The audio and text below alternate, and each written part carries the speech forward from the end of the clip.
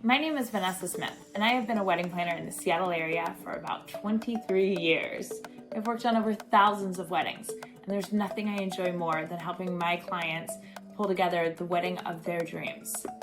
Today, I'm super excited to share with you some tips that I have learned over the years about planning the perfect wedding menu. Subscribe to this channel because we have so much more to share. We're excited to be sharing some of our fun tips and tricks that we've learned over the past 23 years of doing events.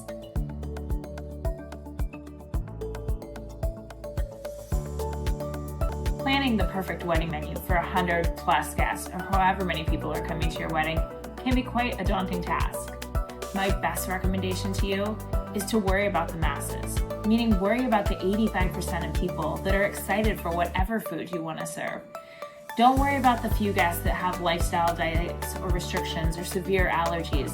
Your caterer will be able to help you handle those people.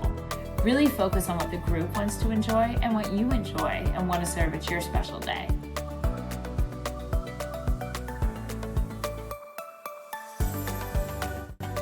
One big tip that I have for you is avoid being too kitschy with your wedding menu. I get couples all the time who want to feature a large selection of foods that mean a lot to them throughout their childhood, or want to feature foods from all the different locations that they're going on their honeymoon.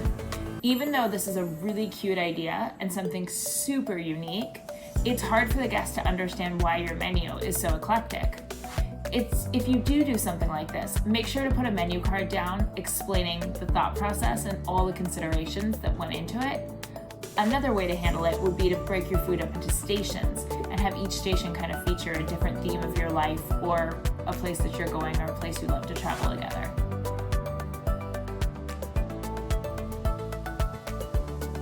As you continue to plan your wedding menu, if you decide you want to do something fun or unique or really different, that's fabulous. Just make sure you balance out that unique idea with some milder options for all sorts of palates. For example, I love spicy food, I love raw oysters, I love poke.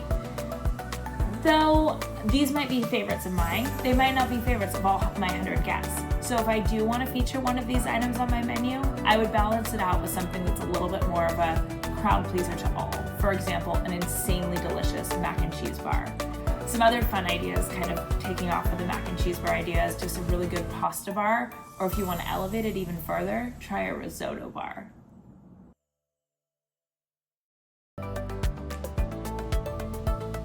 Appetizers are super important. It's the first opportunity to set the first impression with the menu on your guests. So my favorite way to handle appetizers is with a beautiful grazing board. As I always say, we eat with our eyes first. Nothing looks more delicious than an incredible display of tidbits and bites for everybody to enjoy. Grazing boards are also incredibly crowd-friendly because everybody can almost find something that they'll enjoy on there.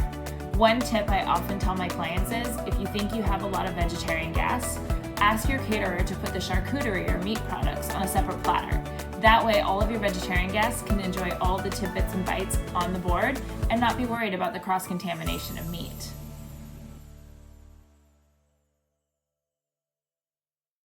Continuing on with this concept that we eat with our eyes first is really important.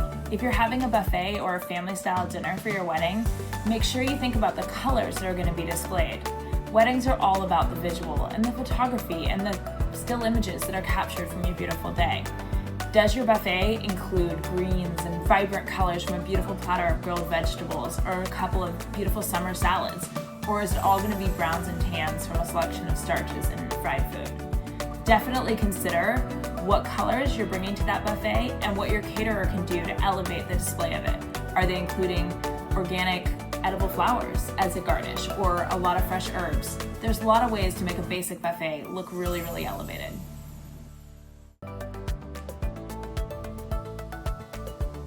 As I mentioned, I've done a lot of weddings, which means I've been at a lot of weddings at last call.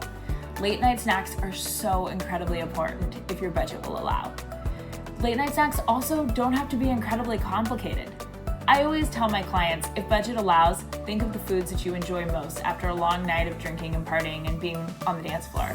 Those typically are like nachos, tacos, burritos, pizza, all of those delicious foods that have a little bit of like comfort-inspired feelings to them. However, if your budget isn't allowing for a full spread of late night snacks, hit up Costco, grab some chips, popcorn, Chex Mix, and ask your caterer or event planner to put those out for you right before last call. Anything you offer your guests will be truly enjoyed.